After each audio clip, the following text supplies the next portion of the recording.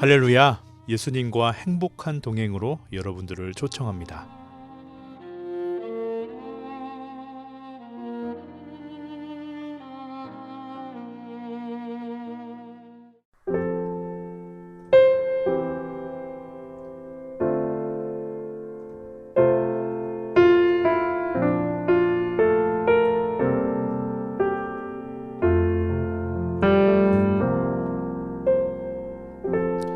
약할 때 강함 되시네 나의 보배가 되신 주 나의 모든 것 주 안에 있는 보물을 나는 포기할 수 없네 주 나의 모든 것 예수 어린 양 존귀한 이름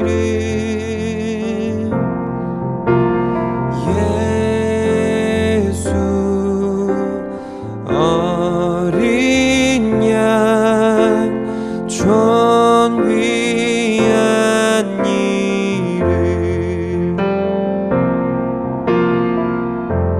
십자가 죄 사셨네 주님의 이름 찬양해 주 나의 모든 것 쓰러진 나를 세우고 나의 빈잔을 채우네 주 나의 모든 것 예수 어린 양 존귀한 이름 예수 어린 양 존귀한 이름 예수 어린 양 존귀한 이름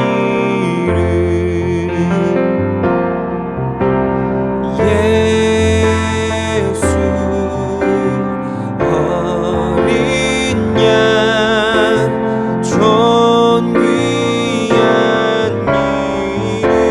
존귀한 이름 예수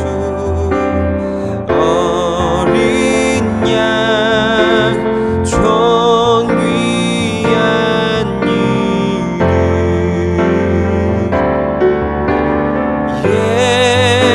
예수 어린 양 존귀한 이름 존귀한 이름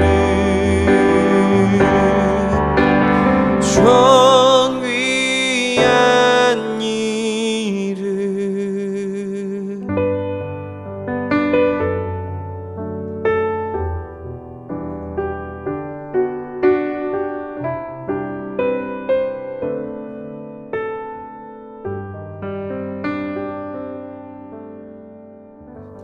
할렐루야!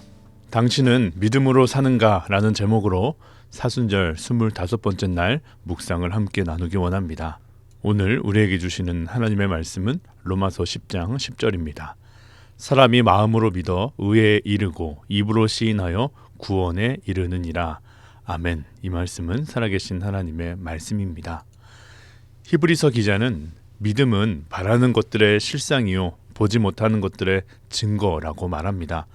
다시 말하면 믿음이라는 것은 보이지 않는 미래, 아직 일어나지 않는 미래를 마치 지금 보이는 것처럼, 지금 일어나는 것처럼 여기며 사는 것을 의미합니다. 방주를 만든 노아를 생각해 봅시다.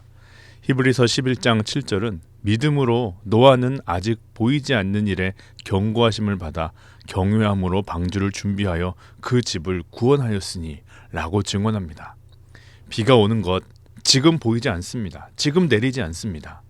그러나 그는 정말 비가 많이 내려 홍수가 날 것처럼 여기고 방주를 만든 것입니다. 만약 그의 마음속에 비가 올 수도 있고 그러나 안 올 수도 있다라고 생각했으면 그가 그 방주 만드는 일을 감당할 수 없었을 것입니다. 하나님께서 말씀하셨으니, 하나님께서 약속하셨으니 분명히 그것이 이루어진다. 그가 믿을 때 그는 방주를 만들 수 있었습니다. 마가복음 9장 23절은 우리에게 선포하기를 할 수 있거든이 무슨 말이냐, 믿는 자에게는 능치 못할 일이 없느니라 라고 말합니다. 세상은 꿈이라고 말할 수 있고 바람 또는 희망이라고 말할 수 있지만 우리는 믿음이라고 그것을 부를 수 있는 이유는 믿음이 막연한 기대가 아니기 때문입니다. 근거 없는 기대가 아닙니다.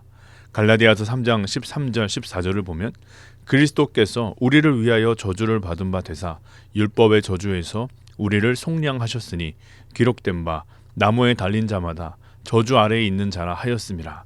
이는 그리스도 예수 안에서 아브라함의 복이 이방인에게 미치게 하고 또 우리로 하여금 믿음으로 말미암아 성령의 약속을 받게 하려 함이라. 우리가 예수 그리스도를 믿고 그분을 영접하고 나는 죽고 예수로 거듭나는 연합을 경험하게 될 때 예수의 죽음은 나의 옛 자아의 죽음이 되는 것이고 예수 부활 생명은 나의 부활 생명이 되는 것이죠. 이는 예수의 승리가 우리의 승리가 된다는 것을 의미하고 예수의 능력이 우리에게도 주어진다는 것도 의미합니다. 그러므로 우리가 그리스도인이 믿는 믿음은 근거 없는 믿음이 아닙니다. 이미 예수님께서 십자가를 통해 승리하시고 성취하셨던 그것을 믿는 믿음입니다. 주님은 우리에게 말씀하십니다. 구하라, 그리하면 너희에게 주실 것이요, 찾으라, 그리하면 찾아낼 것이요, 문을 두드리라, 그리하면 너희에게 열릴 것이니 구하는 이마다 받을 것이요, 찾는 이는 찾아낼 것이요, 두드리는 이에게는 열릴 것이니라. 누가 구할 수 있습니까? 누가 찾을 수 있습니까? 누가 두드릴 수 있습니까? 구하기만 하면, 찾기만 하면, 두드리면 주신다고 하는데 아무나 그렇게 하지 못합니다. 믿는 자라야 구하는 것이고 찾는 것이고 두드리는 것입니다. 여러분, 오늘도 우리가 주님의 말씀 앞에 나와왔습니다. 무엇 때문에 여러분 고민하십니까? 두려워하십니까? 그것 해결하려면 의사에게 가면 되고 변호사에게 가고 돈 많은 부자에게 찾아가고 부모님, 친구에게 가야 되는 것 아닙니까? 우리가 그것 모르는 것 아닙니다. 그럼에도 불구하고 오늘 우리가 주님 앞에 엎드려 기도하며 주님 앞에 나아가는 것, 우리를 지으시고 우리를 보내시고 지금도 우리와 함께 하시는 만왕의 왕 예수 그리스도를 믿기 때문입니다. 스포츠의 명언 중에 최선의 방어는 최선의 공격이다 라는 말이 있습니다. 저는 이 말이 우리의 믿음에도 적용된다는 것을 깨달았습니다. 우리가 반드시 이기겠다 생각을 하면 공격을 해야만 합니다. 공격 없이 방어만 해서는 절대 이길 수가 없습니다. 방어가 무엇입니까? 상대방이 온 힘을 다해 공격할 때 나의 힘으로 그것들 압도하지 못하게 되니 그렇다고 항복은 할 수 없으니 방어를 하는 것이죠. 막는 것입니다. 손자병법에도 말하기를 병력이 모자랄 때에는 방어를 하는 것이고 병력이 우세할 경우에는 공격을 해야 한다라고 말합니다. 방어를 하는 사람은 불안합니다. 상대가 왼쪽으로 올지 오른쪽으로 올지 주먹이 날라올지 발차기가 날라올지 알 수가 없습니다. 그러나 공격자는 반대입니다. 어떻게 어디를 언제 공격할지를 공격자가 정하는 것이죠. 그러니 수비하는 자와 공격하는 자의 마음은 완전히 다르다고 할 수 있습니다. 그러고 보면 믿음에도 수비적인 믿음이 있고 공격적인 믿음이 있다는 것을 생각해 봅니다. 시험을 당하고 나서야 반응합니다. 어려움을 만나야만 믿음을 찾습니다. 위기를 당해야만 하나님께 나아갑니다. 그러한 것은 수비적인 믿음입니다. 그러나 그렇지 않은 믿음도 있습니다. 말라기 3장 10절을 보면 11조에 대해서 말하면서 만군의 여호와가 이르노라 너희의 온전한 11조를 창고에 들여 나의 집에 양식이 있게 하고 그것으로 나를 시험하여 내가 하늘 문을 열고 너희에게 복을 쌓을 것이 없도록 붙지 아니하나 보라. 이 말씀이 무엇을 의미합니까? 하나님께 먼저 축복을 받고 나서 드리라는 것이 아니에요. 하나님을 철저히 신뢰하면서 그 가운데 온전한 11조를 먼저 드림으로 그렇게 순종하는 자에게 내리시는 하나님의 축복을 확인해 보라는 의미입니다. 먼저 나아가라는 것입니다. 겟세마네 동산에서 예수님의 유명한 기도 내 원대로 마옵시고 아버지의 원대로 되기를 원하나이다. 이것 역시 공격적인 믿음의 선포입니다. 다니엘과 그의 친구들 그들 또한 위기 앞에 수동적으로 반응하지 않습니다. 오히려 먼저 나아가서 이방신에게 바쳐진 음식 먹을 수 없다고 그러니 다른 방법으로 한번 해보자고 먼저 제안하는 것입니다. 믿음을 발휘할 수밖에 없는 상황을 만나서야만 믿음을 발휘하는 것이 아니라 그러한 상황을 먼저 만들며 나아가는 것 여기에는 굉장히 큰 차이가 있습니다. 믿음장이라고 불리는 히브리서 11장을 보면 성경에서 공격적으로 믿음 따라 나아갔던 사람들에 대해 열거합니다. 노아, 아브라함, 이삭, 야곱, 요셉, 모세 이들 모두는 믿음의 공격수들이었습니다. 그 마지막 부분을 한번 읽어보겠습니다. 내가 무슨 말을 더하리요? 기드온, 바락, 삼손, 입다, 다윗 및 사무엘과 선지자들의 일을 말하려면 내게 시간이 부족하리로다. 그들은 믿음으로 나라들을 이기기도 하며 의를 행하기도 하며 약속을 받기도 하며 사자들의 입을 막기도 하며 불의 세력을 멸하기도 하며 칼날을 피하기도 하며 연약한 가운데서 강하게 되기도 하며 전쟁에 용감하게 되어 이방 사람들의 진을 물리치기도 하며 여자들은 자기의 죽은 자들을 부활로 받아들이기도 하며 또 어떤 이들은 더 좋은 부활을 얻고자 하여 심한 고문을 받되 구차히 풀려나기를 원하지 아니하였으며 또 어떤 이들은 조롱과 채찍질뿐 아니라 결박과 옥에 갇히는 시련도 받았으며 돌로 치는 것과 톱으로 켜는 것과 시험과 칼로 죽임을 당하고 양과 염소의 가죽을 입고 유리하여 궁핍과 환난과 학대를 받았으니 이런 사람은 세상이 감당하지 못하느니라. 그들이 광야와 산과 동굴과 토굴에 유리하였느니라. 이런 사람은 세상이 감당하지 못한다. 이사야서 55장 8절 9절 이는 내 생각이 너희의 생각과 다르며 내 길은 너희의 길과 다름이니라. 여호와의 말씀이니라.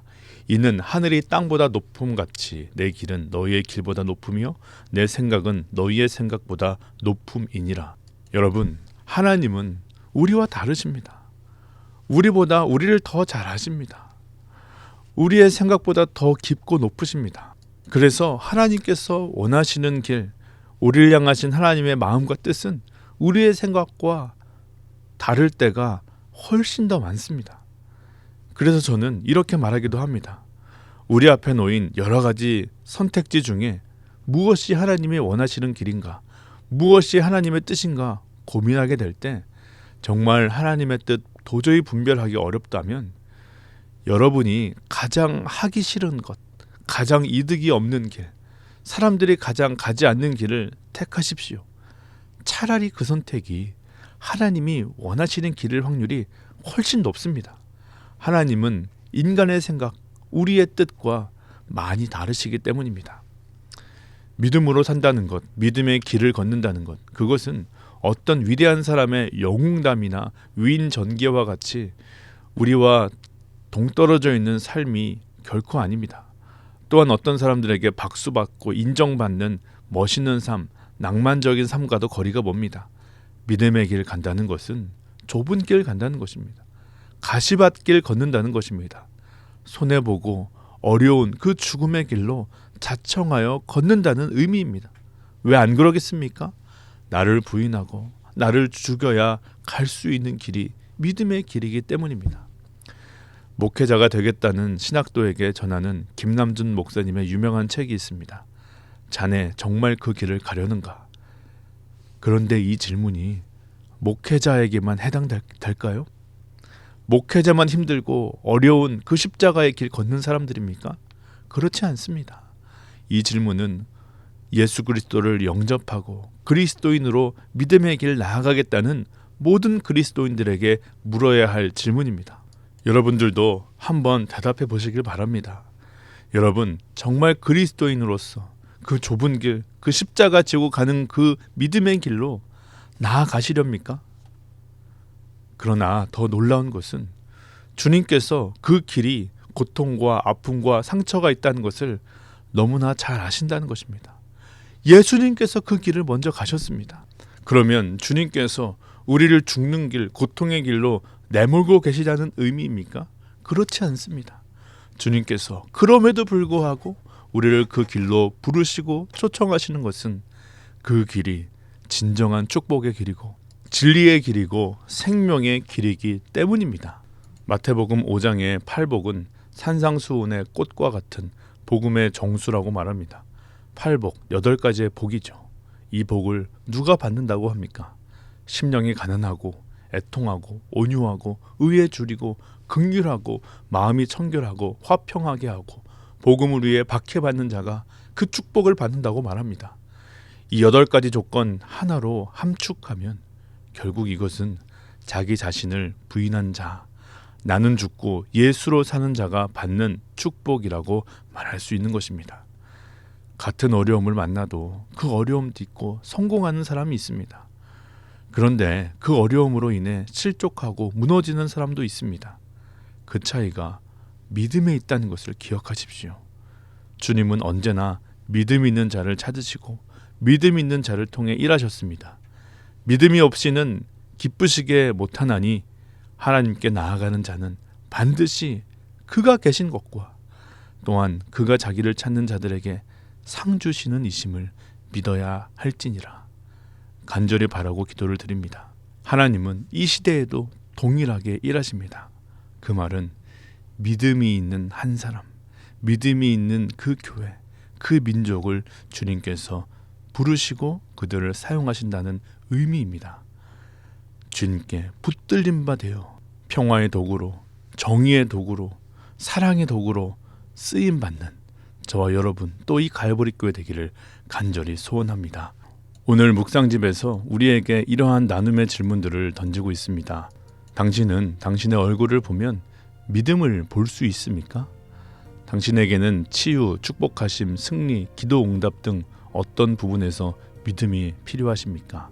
이 묵상의 질문을 한번 생각해 보시길 바랍니다. 오늘을 위한 기도 함께 드리고 마치겠습니다. 주님, 믿음을 통하여 살아계신 하나님을 증거하는 삶을 살게 하여 주시옵소서. 여건과 형편이 어떻든지 늘 감사하며 찬송하는 삶을 살게 하여 주시옵소서.